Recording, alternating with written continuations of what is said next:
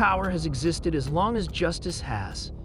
It is a severe issue that affects the integrity of law enforcement and erodes public trust in the criminal justice system. Police officers are often in the public eye for this type of abuse. How are people going to trust in those who are supposed to protect them, instead choose to exploit their power for their personal wants? In today's case, we'll discuss the case of a young woman who, unfortunately, was at the wrong place at the wrong time that a vicious cop. The 33-year-old marketing executive disappeared March 3rd, walking home from a friend's house in London. Her body was found a week later, 57 miles away. A Metropolitan Police officer charged with her murder. The shock and anger amplified by scenes like this. Police arresting women at what started as a peaceful vigil for Sarah last weekend. Police said the protesters were breaking COVID lockdown laws. Online, the reaction was overwhelming. Stories of harassment. Women worldwide using the hashtags Reclaim the Streets and Text Me When You Get Home, sharing the lengths they go to every day to feel safe.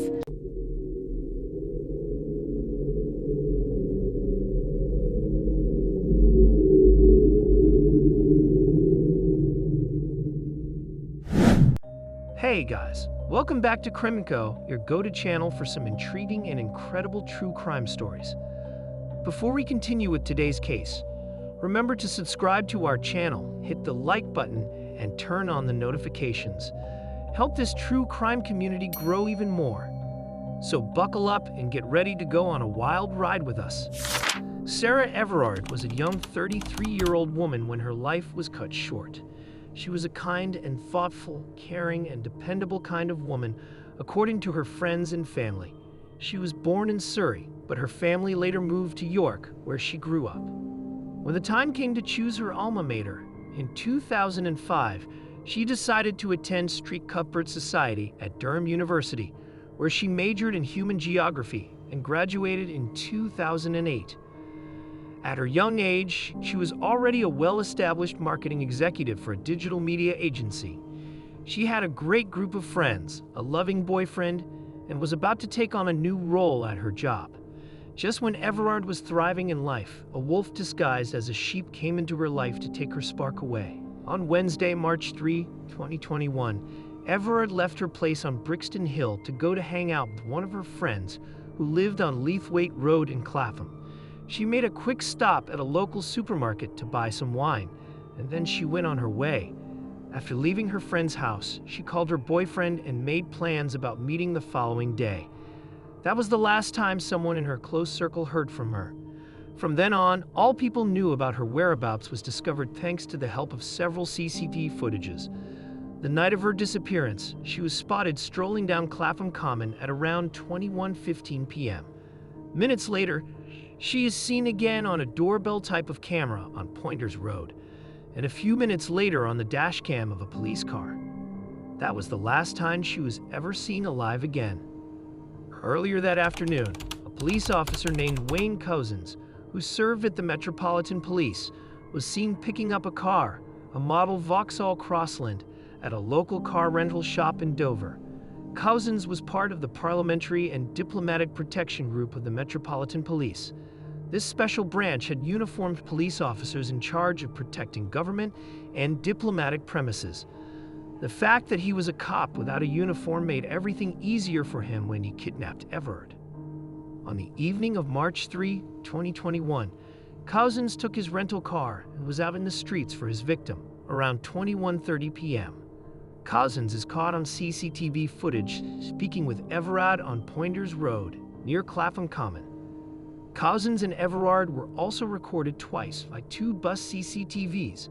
The first sight, at 21:35, showed them alongside the rental car, while the second, at 21:38, showed the car's number plate and the two front doors open.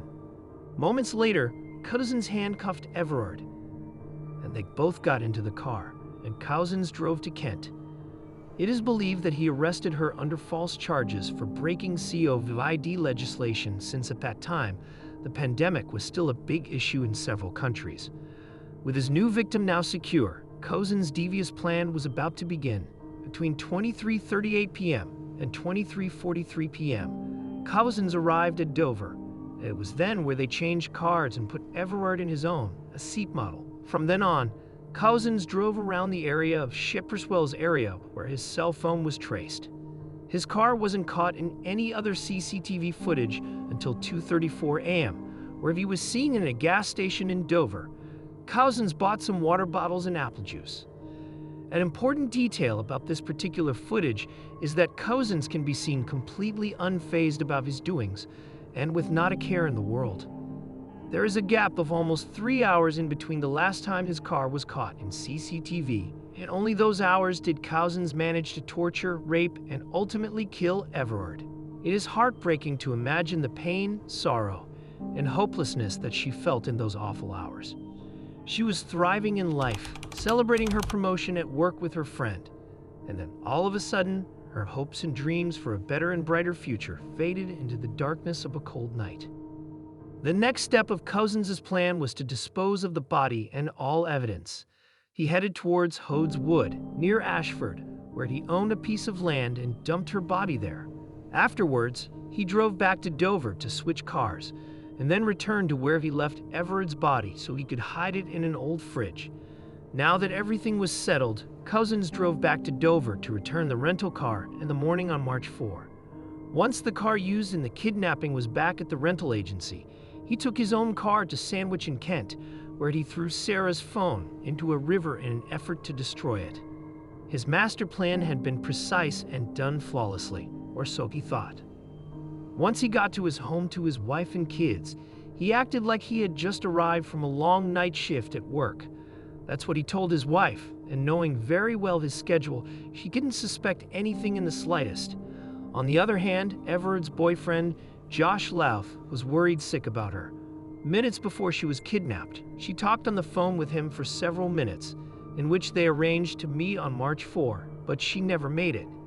That same night, Louth reported her missing, and an investigation began. It may or may not have been due to her disappearance going public, but Cousins suddenly felt the need to go beyond his plan to erase all traces of his crime.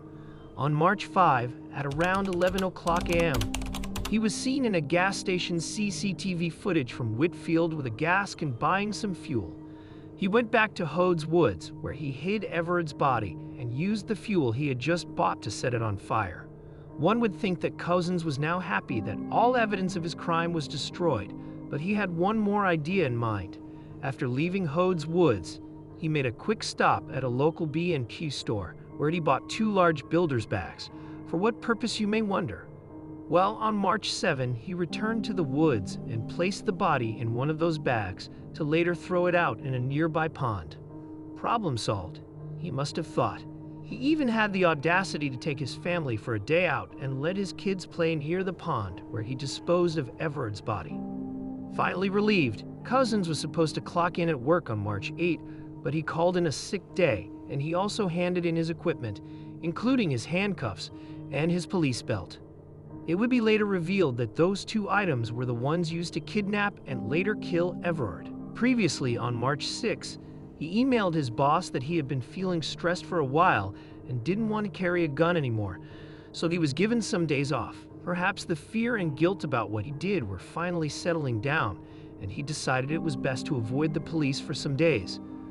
Because of the complex nature of the case, the investigation into Everard's disappearance was led by Scotland Yard's Specialist Crime Command.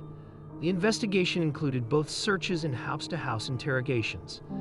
At that time, they were still analyzing different CCTV footage and trying to track down Everard's last steps. The police also made a statement to the public that since the release of public footage, they got more than 100 calls from people who thought they had seen her. Anyone who had any dash cams or another type of CCTV footage in which Everard could be seen was also encouraged to go to the police. Several police officers and sniffer dogs were seen in the area where she disappeared, trying to get any clue of what could happen to this young woman. More CCTV footage is released along with Everard's clothing description. The whole country was on the lookout for a young woman wearing a green rain jacket, navy blue trousers with a white diamond pattern, and turquoise and orange trainers. Although it couldn't be seen in the footage, She was also believed to have been wearing green earphones and a white beanie hat. It was thanks to all the CCTV footage that the police gathered that they were able to identify a possible suspect. They were shocked about the identity of that person, but there were also several other instances in which this person could have known Everard. The person in question was Cousins, a well-known officer between his peers. Since Cousins was a police officer, the investigators thought that it was possible that Everard needed some help, and Cousins just happened to be in the area. But the day of her disappearance, he had just gotten off of a 12-hour shift in the U.S. Embassy in London, so he wasn't supposed to be near that location. With more questions than answers, the investigators decided to question him. On March 9, the police went to Cousins' house in Deal, Kent, and interrogated him for about 2 hours. At first, when shown a picture of Everard, he stated that he didn't know her, but after more pressure from the detectives, he admitted he did and went on a very elaborate story about how everything unfolded that night. Cousins stated that he had financial problems and a bigger issue with a dangerous gang. Apparently, a few weeks ago, he had hired the services of a prostitute, to whom he didn't pay enough for her special services. The gang from Eastern Europe had demanded that he deliver another girl to them. He was afraid that they would threaten his family, so he complied with their demands and kidnapped Everard. Afterwards, he drove out of London to Kent and handed the victim to 3 men of the gang in a parking lot. He stated that she was still alive and unharmed at that time, but the detectives weren't convinced by his story and decided to take him with them. They left the house at around 19:47 p.m., with Cousins arrested under the suspicion of kidnapping Everard. He may have sensed that the police were going after him, and in a desperate attempt to hide all evidence, he deleted all data from his cell phone almost an hour before the police showed up at his house. On the evening of March 10, the police found human remains in Hodes Wood, which were later confirmed to be those of Everard's thanks to dental records. Her autopsy determined that she had died from a compression on her neck.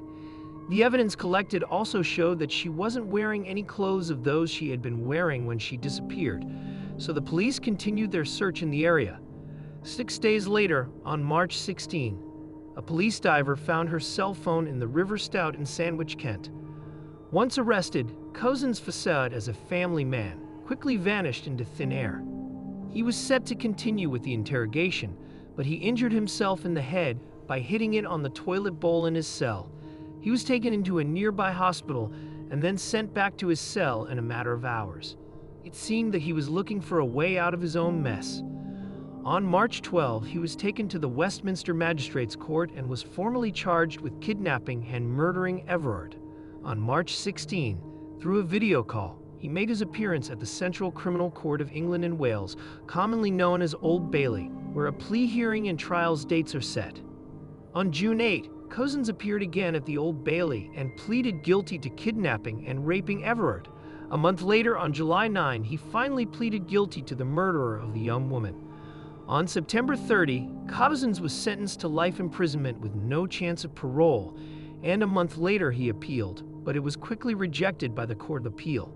Evidence gathered from his house and car was crucial to the case. Notably, a blood stain found in the back seat of his car was identified as Everard's, and DNA evidence linked to Cousins was also discovered.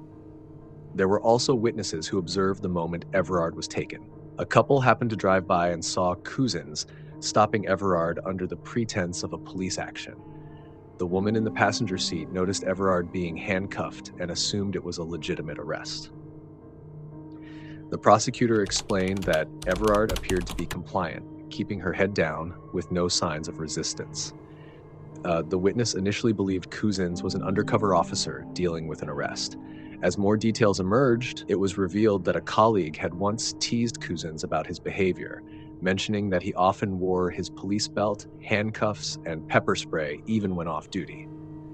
Cousins had brushed off the remark, claiming he was an undercover officer. Sadly, his misuse of power led to tragic consequences. The Metropolitan Police Department faced significant criticism following the incident. Red flags about Cousins' behavior had been overlooked when he was given his position. Further controversy arose when some of his colleagues were jailed for sending offensive messages, including content that violated the UK Communications Act of 2003. In addition to his life sentence, in March 2022, Cousins faced further charges related to multiple indecent exposure incidents just weeks before Everard's death. In February 2023, he pleaded guilty to 3 of those charges. His abuse of authority and troubling past behavior led to serious consequences. That's all for today's video. Thanks for sticking with us. If you enjoy this type of content, be sure to hit the like button and subscribe to the channel. We'd love to hear your thoughts, so leave a comment and share your opinions. See you next time.